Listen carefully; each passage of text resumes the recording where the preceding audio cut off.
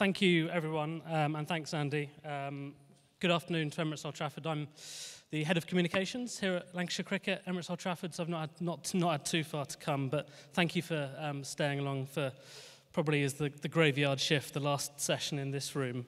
Andy, thank you very much for being back at Emirates Old Trafford. I've enjoyed working with you over the last few weeks and months in the lead up to this, so it's great to have you back.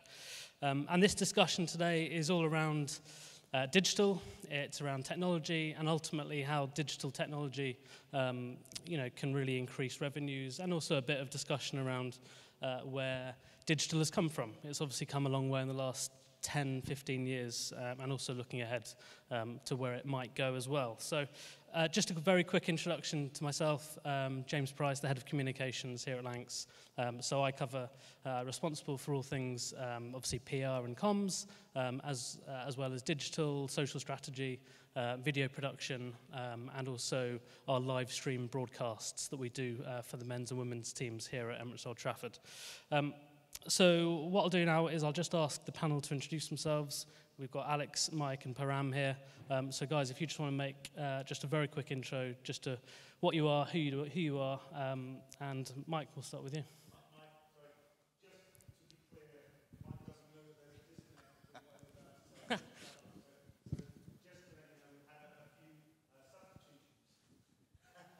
Thank you, Andy. Mike Price, no relation to James. I won't mention the cricket result this morning, but yeah, I'm co-founder of WeStream. We're a young, innovative OTT provider, white label OTT provider. We started in February of 2020, perfect storm just before the pandemic. We've partnered with sporting federations in Ireland, here in the UK, across Europe, and in the US, and we basically help our partner clients to increase their revenue streams. Cool. Alex? Hi, Alex Balfour. I wear lots of hats. I think for today I'm wearing my hat as ex-head of, well, I am still a digital strategy consultant to the Commonwealth Games, but I ran all the digital platforms at Games Time. I've had 25 years experience in building things in digital, including running everything for the London Olympics. So the Commonwealth Games this year was a bit of a happy retread, and bigger and better, of course. And I also work for a number of clients in helping them commercialize their digital properties across a whole range of sports. Param? Hey everyone, my name is Param. I am the CEO and founder of NoQ. And prior to starting this fintech company, I was a CFO for a data company. They specialize in advertising, intelligence, marketing. I was based out in New York for a number of years, and my whole background is around harnessing and understanding data, and then taking that a step forward to then understand ROI at events, and just trying to help organizations increase their revenues, look at their costs better, and forecasting across the board, in specific around food and beverage, and some other sectors there. Cool. So thanks for that. We'll get stuck into it now. Like I said, we're going to start with where digital has come from, and I'll start with you, Alex. I understand from doing a bit of research about 10 years ago, you were head of digital strategy at London 2012. Decade ago now. Just tell us a bit about how digital has changed in that time. And back in 2010, 2012, what were your kind of digital objectives? What were you looking at that time? I can try not to make this a very long answer, because I can go back a bit further than 2012, because I first started a digital journey in the early 90s, and I was a co-founder and first chairman of Cricinfo, a cricket website. And in those days, we were having arguments about whether we should move from a Gopher server to a web server, because we thought generally that the web was stupid because it was full of pictures that were slow to download. So I've been on a very long journey from a point when really, especially from a commercial point of view, we had to explain to people what the internet was and why it was even worth bothering to visit, through to when I was at 2012, I joined 6 years before the games, and at that point there were no touchscreen phones, there were no iPhones. Social media was Twitter and Facebook, or Twitter was barely out of short trousers, and most people didn't have a useful data connection on their phone anyway. So I think when I first started using digital channels to enjoy anything I was consuming, but through a lot of my career that's been sport. Once you do that, you never go back, and it just becomes part of your experience. And the two are indivisible. If you want to enjoy the things you enjoy them digitally. So, but I've seen that from a minority interest to become a majority interest, to the point where now it's just part and parcel of what everyone does. I think what's interesting in the context of this discussion is that sport is still playing catch up in terms of understanding and grasping the value of what it has in digital. I think that's maybe not so much the case with sort of first-party direct-to-consumer transaction, although Param will have views about how mature that space really is. But everyone now obviously sells tickets and other things direct to fans through digital channels. But elsewhere, I think there's still a lot of catch-up, and there's often a disconnect between the physical experience and the digital experience, and how the two can support one another, both for fans that are present and for fans that are remote. To the extent that often those teams work in parallel lines, whether at supplier or rights holder level. But I mean, I think clearly the difference between, for me, is as I said, there's been many inflection points in my career where I've seen digital move into a space of higher awareness and consciousness amongst all parts of the whether it's fans or whether it's organisers or rights holders, whoever might be involved in an event or a sport or a league or whatever it might be. But I think for me, it was quite striking that I was given this great opportunity to job share and manage all the digital outputs of the Birmingham Games, which I'd been involved in setting up the strategy, but not really the day-to-day execution. And I arrived with a week to go, looking to really do again what I'd done in London 10 years before, although actually in London I'd just hired the team and then stayed well away. But anyway, they were fool enough to let me have a go at this one, and we had a team of maybe 40 people assembled a week before, of whom 7 or 8 I'd met, and the others were either freelancers or students or people I'd never met. So I had actually no idea whether any of them were capable of doing what we're going to ask them to do around content creation over an intense 12 days. But it was clear that all the people we were talking to, once we'd revved them up in the right way, they were all people who are incredibly familiar with using digital tools, because they do it as we all do in our everyday lives. So we had some huge success, particularly around some of the social content we produced, because it was natural for people to know how to develop that. We just had to steer them in the right directions in terms of both the tone and type of content, but also our experience of knowing what a major event was about and what the public needed to see. And that's how it was really our main communication, was saying, by the way, major events are all about atmosphere and people just being in love with themselves and with the world because they're so happy. Make sure that we communicate that. And once we got that across, the tactics and the techniques of doing that, a lot of them were second nature. So, yeah, and we had a fabulous experience. But it's clear that that whole digital engagement is integral to everyone's ability to both take part in the games as a fan and to experience, consume and enjoy it. Cool, thanks for that. Mike, you've got no idea what's coming here, so but just tell us a bit about, over the last few years, live streaming and OTT has, maybe transformed the digital market to an extent. Just tell us a little bit about how kind of OTT platforms, live streaming, video on demand, has really started to transform that market, particularly maybe over the last 3 or 4 years.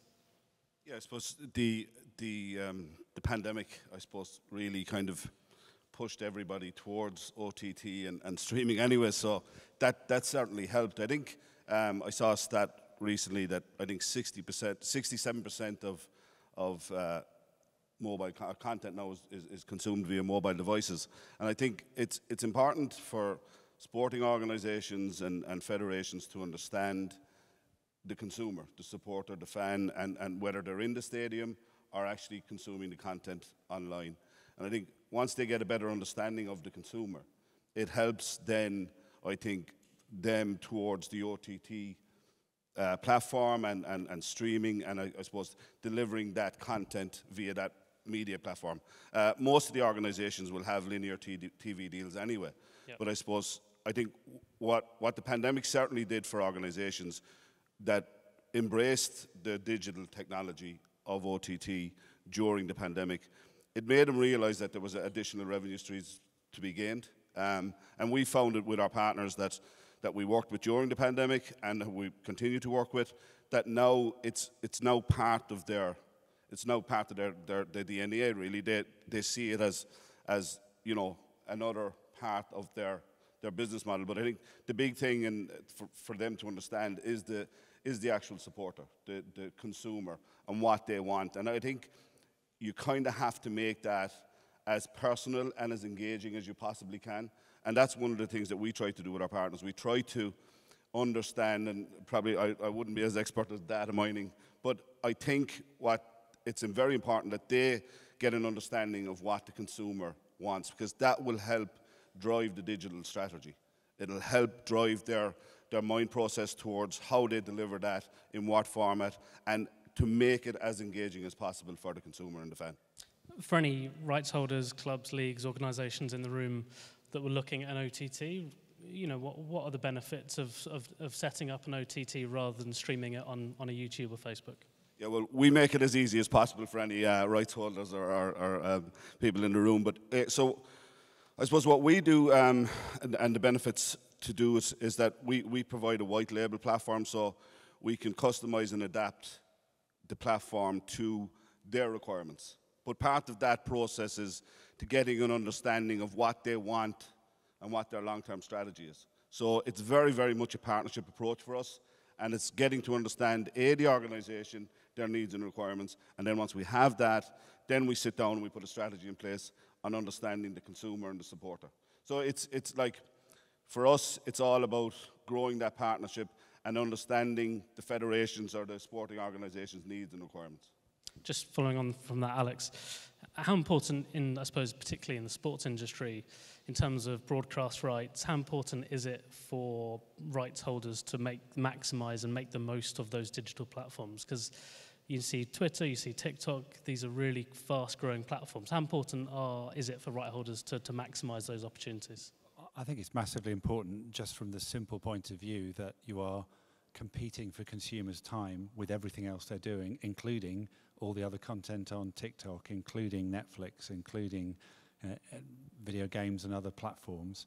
So it's in your best interest to present yourself in relevant ways to the consumers you want to reach. And it's hugely challenging because there's so many different platforms to deliver across, and each of them have their own unique demands. And even when you're lucky enough, and I work for UEFA, the IOC and F1, and they get direct engagement and interest from the platforms who give them direction on how they best should be used, but they're not always right because they don't always know themselves, and often you find the content that actually works on the platforms isn't the ones that the engineers or account managers at the platforms are trying to push you to use, because they have other reasons for that around their growth and monetization goals. But I think it's hugely important that you are as ambitious as you can be with the array of content you offer on different platforms to ensure that you capture users' attention in ways that they are comfortable to be addressed. And I think that it's really interesting, the type of content formats that emerge as a result of that. Because I mean, clearly, especially where a rights holder has an opportunity to sell rights to TV, that's incredibly important. And for the big properties, it's still the massive revenue driver, and sometimes means that they pay less attention and not enough attention to other opportunity, or don't fully address it. But I think we found out. I mean, even in the course of delivering the Birmingham Games, we'd actually secured significant amounts of rights to distribute clips across all channels. With the full knowledge and consent of rights holders, and we found that there are a number of different ways that works. We had actually a right for every athlete to distribute, I think up to, I forget how many clips a day now we had, but we had something around the range of 9 to 10 clips a day for various official family and I think we had up to 5 for athletes, which ended up being logistically quite an interesting exercise of processing all those clips and managing them and making them available through the right channels for athletes. In the end, we had a whole team of people going to athletes' DMs saying, non-creepy way, would you like these clips? Would you like to distribute them of your performance? And of course, they're all delighted and they're all very responsive, even during competition time. But the other stuff that worked equally well and possibly better, depending on what was important for the organising committee and for the Commonwealth Games Federation, was again using that same base of clips to create sort of meta content, so Instagram Reels and TikTok, where we took the clips but then reformulated them into memes or into current music. So one thing we ran that you may have seen was Helen Housby, England star netballer, dancing to a Lizzo track which was playing in between sets in the netball venue, and that did over 55 million views on TikTok, which was more collectively than Lionesses did for all their TikTok content through the Euros. So if you do that stuff well, it resonates massively and it gives you visibility and traction with audiences that, in truth, a lot of the people looking at that clip probably know nothing about Helen, netball, Commonwealth Games, but they're still having some exposure, which is a sort of top of funnel opportunity. Likewise, we had a really interesting set of content opportunities that presented themselves because during the events, there was a team of people at all the venues in Birmingham who were there for sports presentation. There were big screens and DJs and events, but in some places, so the volleyball, so the beach volleyball arena, there were rakers who, in between every beach volleyball set, rake the grass, the sand, the sand clear, because that's what they do. It's part of competition conditions. But there were a couple of rakers who were actually stooges, who were dancers, who, when the music played, they threw their rakes down and started busting moves. and the broadcast picked some of that up. We picked that up, put it into TikToks, and again, that was a whole new content category of kind of hybrid content that doesn't quite work as it might work as an OTT offer as part of the stream. So there are all these opportunities. The challenge is just keeping up with them and then picking and choosing, given the resources you've got, how to make the most of them. But actually the challenge isn't really a technology challenge, it's a human challenge of having people who having both the resource and having the capability to do something with that. But I think, in answer to your question, you're effectively obliged to do it if you want to compete with people's time in the way that all the other, like it or loathe it, the extraordinary content on TikTok, which is grabbing people's attention because some of it's brilliantly conceived by, amateurs who just know what they want to create and are very good at creating it, and algorithms that are very good at tricking you into watching more and more of it. So if you want to play in those spaces, you need to play well. And the great thing is sport's a fantastic raw material to work with, but it's a lot of work to get all that stuff out there and manage it. Cool. Param, moving on to, I suppose, digital tech. First of all, just tell us a little about your NoQ app that you've kind of developed over the last few years. I had no idea about it until a couple of days ago when we chatted about it. But just tell the audience in the room what the NoQ app is. So, we started this about 2.5 years ago. And it's essentially within the name of the business, so NoQ. Andrea and I, my business partner, we were tired of queuing up at festivals for beers and for drinks, and so we just wanted to have no queues. And what initially started off as a simple problem as a consumer ended up becoming a lot more, as you go into it, there's a lot more behind it, off the scenes, like how is it operate, how can you use a mobile ordering system at a festival with thousands of people and manage a queuing system, right? Statistics show that transport, weather, and queues are 3 of the worst things that reduces net promoter scores for attendees, right? So queues for like arenas and festivals is always a big thing to tackle. Now, the tech sometimes is there and available, but then operationally, how does that kind of all fit and putting that right model in place is something that we did over 300 plus events in the last 18 months, right? So to various different types of events and sizes and shapes. And then you kind of learn, okay, for this model, this will work. And then there's more features and things that you build. But in essence, we ended up building a very robust queue management system that's now still developing further and further because there's no event that's the same, right? So that's on the mobile ordering side. But then But the reality again is that, okay, we've also got a CRM system, or we've got a POS system, or like, you know, we need stuff for marketing. And so what ended up happening even more so is, as we started developing, we ended up, what I feel like we've now built an end-to-end management system for payments and ordering. So you know, if we work with an event organizer, or if we work with a venue, in reality, we're able to provide them the mobile ordering, QR code ordering side of things, e-commerce side of things, as well as POS systems, terminals, all-in-one devices. Nowadays, you know, we're even launching things like taking payments on your phone directly, so you can just tap on the back of your phone and don't really need the hardware.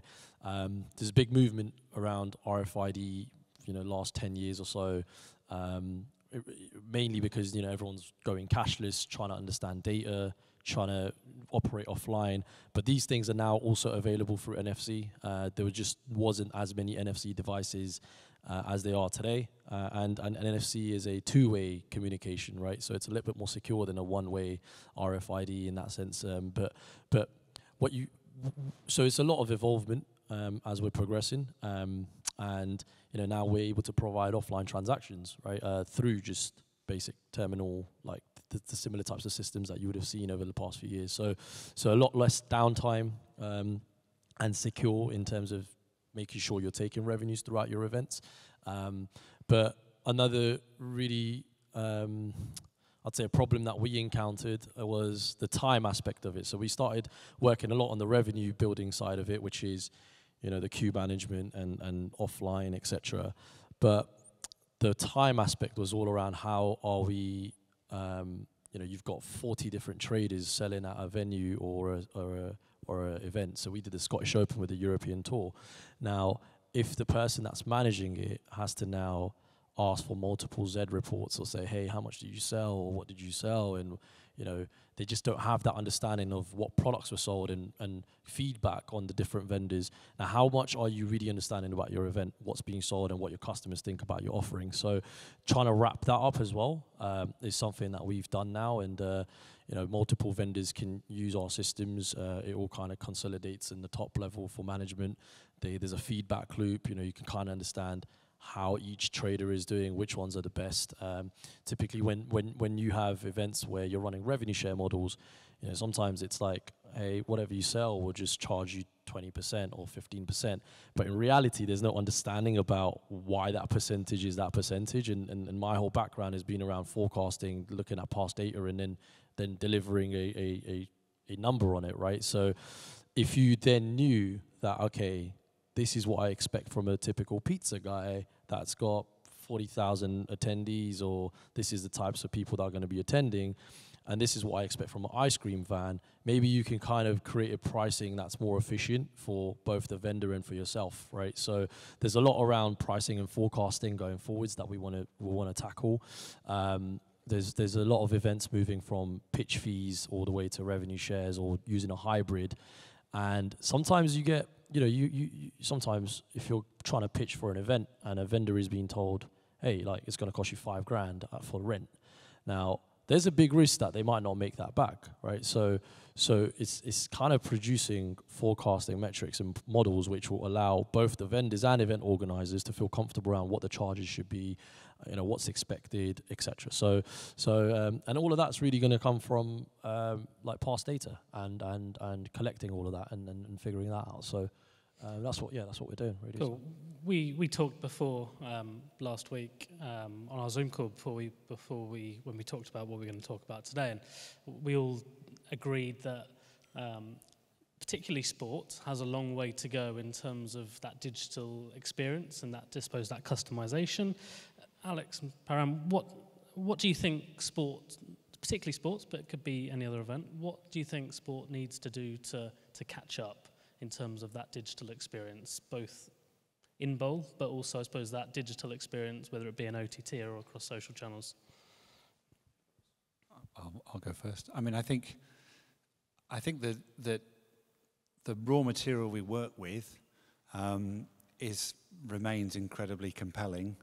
But as I said earlier, I think the consumer challenge is also now heightened because of the sheer range of things that people can do with their time in their consumer hours, whether that's digital or not. But in the digital space, and I spent a brief time about 10 years ago working after I worked at the London Olympics for an agency, creating digital content for different brands and clients, most of which were boring consumer goods properties. And it's extraordinary the amount of creativity and energy that goes into making pet food interesting through social media, for example, which if those of us in the sports and events sector took the same view that it's not our right to have anyone engage or interest in what we do just because we do it and we happen to like it, and think about how we can repackage it for not only the fans that we already have, but the fans that we could. There's a lot more that we could do, and I think there's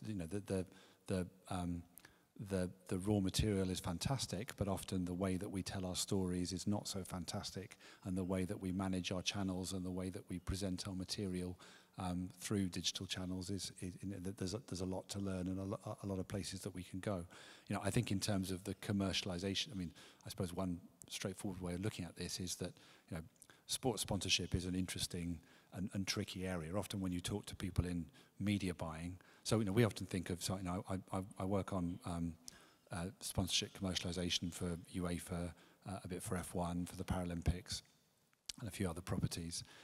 And the mission we have often talking to the sponsor teams is to get their wider media buying teams to see this as an opportunity to invest their money in digital channels from sports digital channels, because they engage fans better than other forms of advertising, and they actually end up being cheaper and more cost effective, because when you put an algorithmic post or a paid post into an algorithmic social channel, it performs better and therefore is cheaper to deliver if it engages better, because that's how algorithms work. They respond to engagement.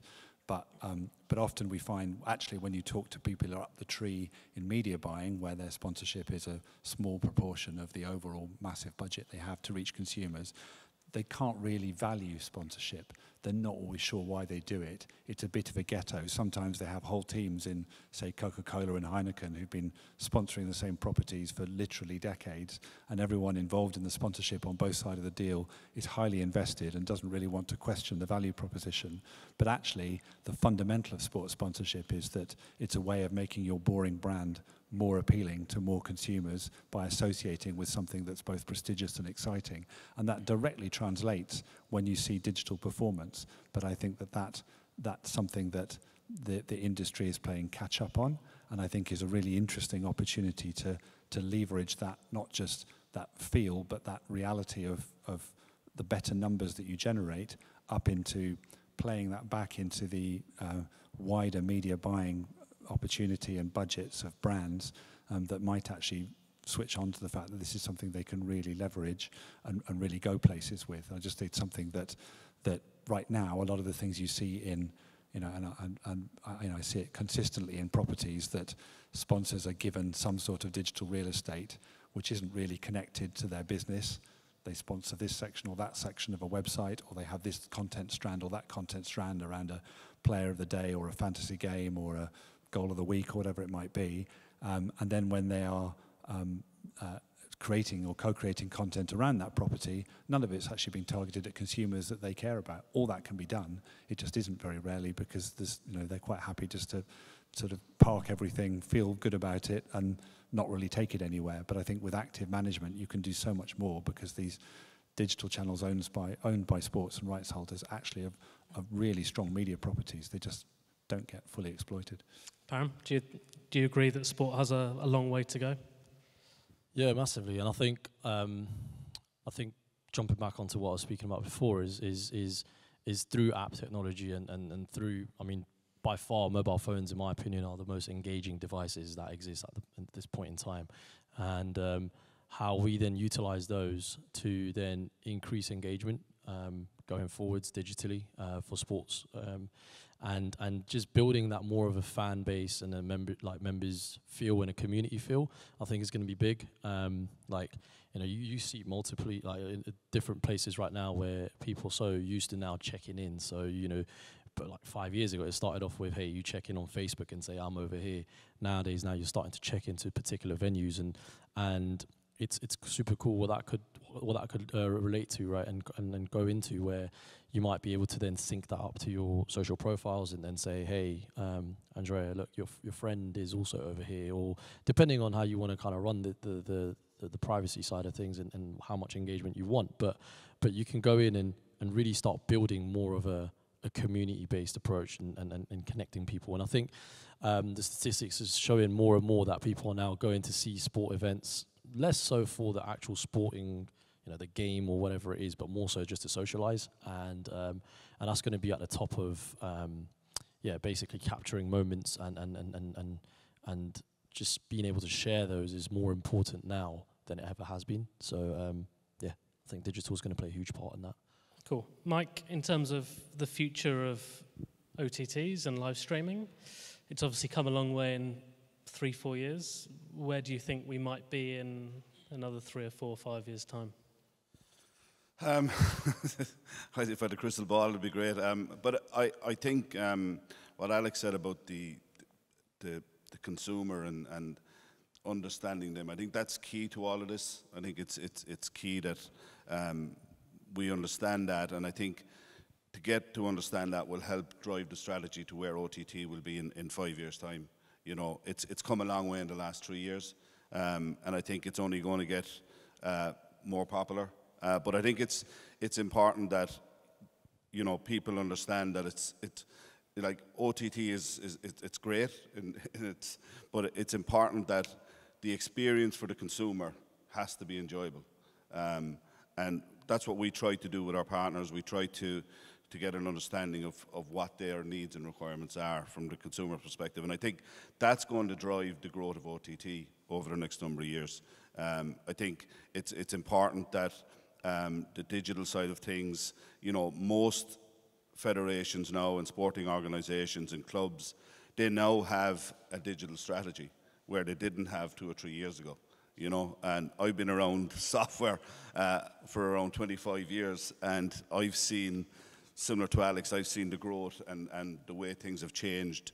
And our model is a SaaS model, but we see sport as a service, and that's our mantra with our partners. That let it become a service to the consumer. So I think again, getting a better understanding over the next while of consumer needs and requirements. It is like digital is, it has to be part of any organization's strategy going forward.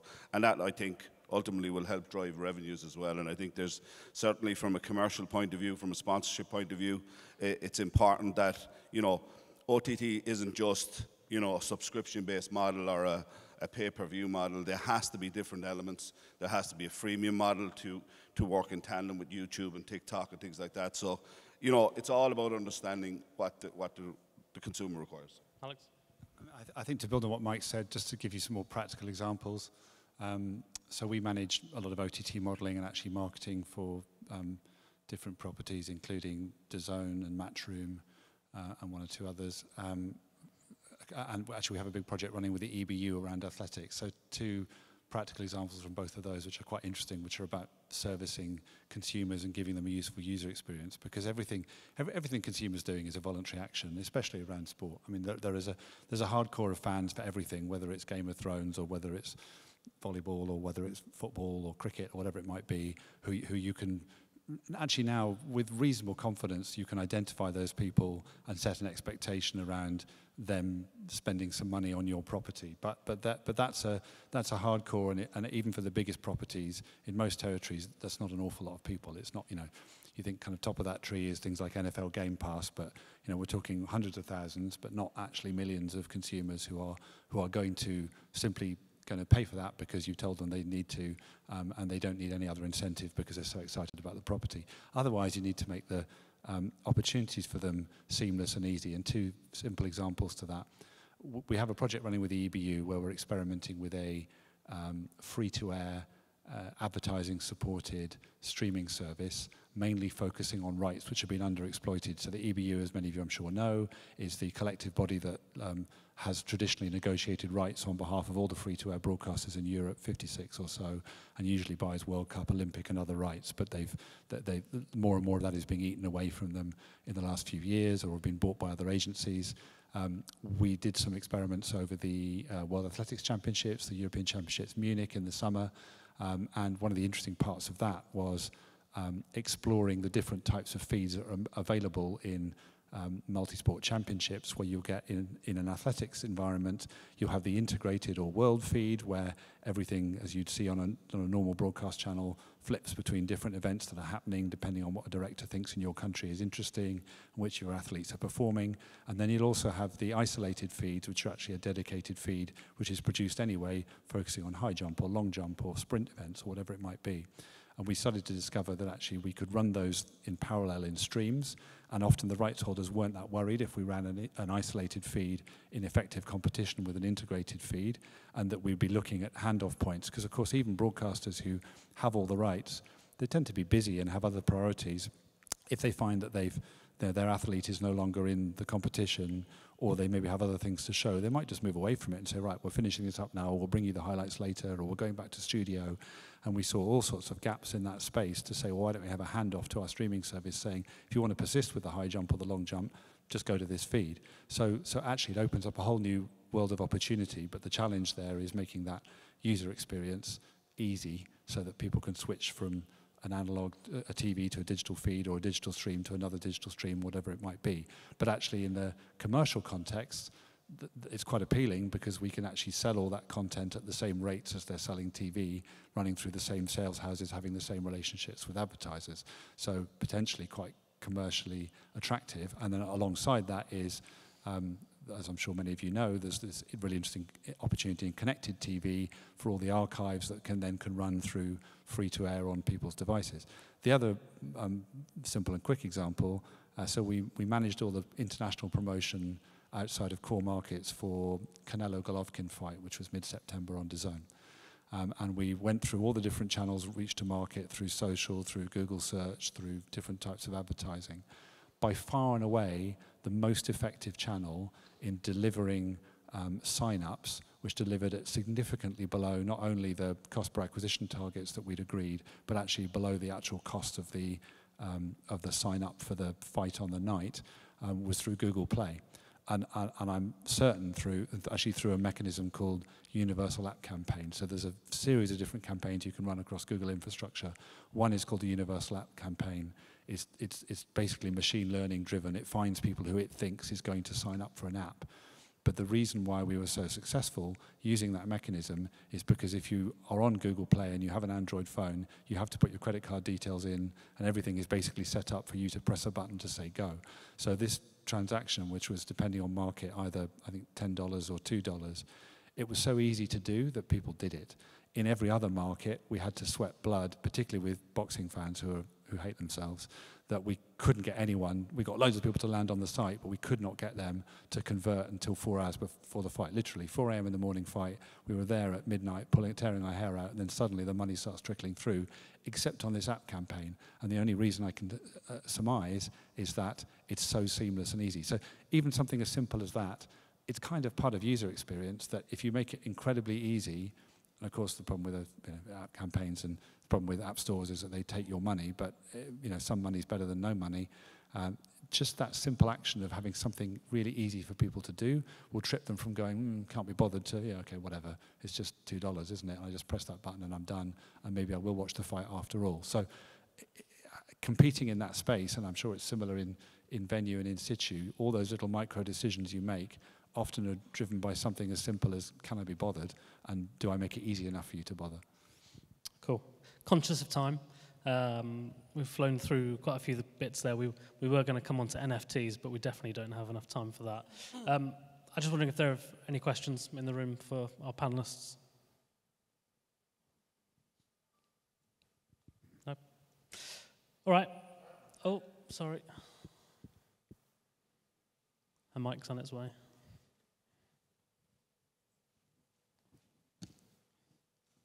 Story from Okay. Right. Go on. Thank you. Sue Story from Badminton England. I'm just interested, Alex, from what you've talked about, how to promote the major events and how to get that doing. How could that work in terms of increasing participation and inspiring people to, in my case, pick up a racket and play the sport? And by the way, while you're thinking about the answer to that, we also loved the guys who did the same thing at Birmingham 2022, mopping the badminton court that suddenly broke into a sort of break dancing thing. Fantastic. I think he was a stooge as well. I'm not actually quite sure on that one because it was it was quite peculiar. Everyone was looking around in astonishment. We had another lovely one from Badminton where somebody swapped their shoes for a player that had his shoes broken. I think it was a Jamaican team, and which also, you know, we didn't quite get that right as a TikTok piece, but it was the perfect kind of content moment. And again, those are the things that resonate often, you know, far more for many people than the sports. With no disrespect to any sport, you know, the sport is integral to the events, but the atmosphere it creates and the goodwill is actually what people in the main end up wanting to consume. So you just need to package those things right. I mean, in terms of reaching other audiences, well, I think that probably actually is the best way of answering that question, because I mean, yes, you can actively target people, but if there's not some reason for them to be interested, the fact that you can force it in front of them, which is possible through digital channels, is great. But why should they care or give it any consideration? And I think that's, you know, back to the question around using different channels. I think it's ways of making what you've got relevant to different people. And I think actually, you know, someone dancing in a volleyball court, doing kind of, you know, street moves in a badminton court, actually creates a visual image which otherwise people would never have associated with badminton, and has the potential to, even if it doesn't immediately then say, oh, I now must watch this whole badminton game and look at the seedings and work out who's winning doubles and singles, but it might make them more open-minded to think, okay, this is a sport which isn't completely alien to me because I see something that's familiar and fun, and something that I'm therefore more willing to engage with given opportunity. Any others? Cool. I think we're done. Thank you very much.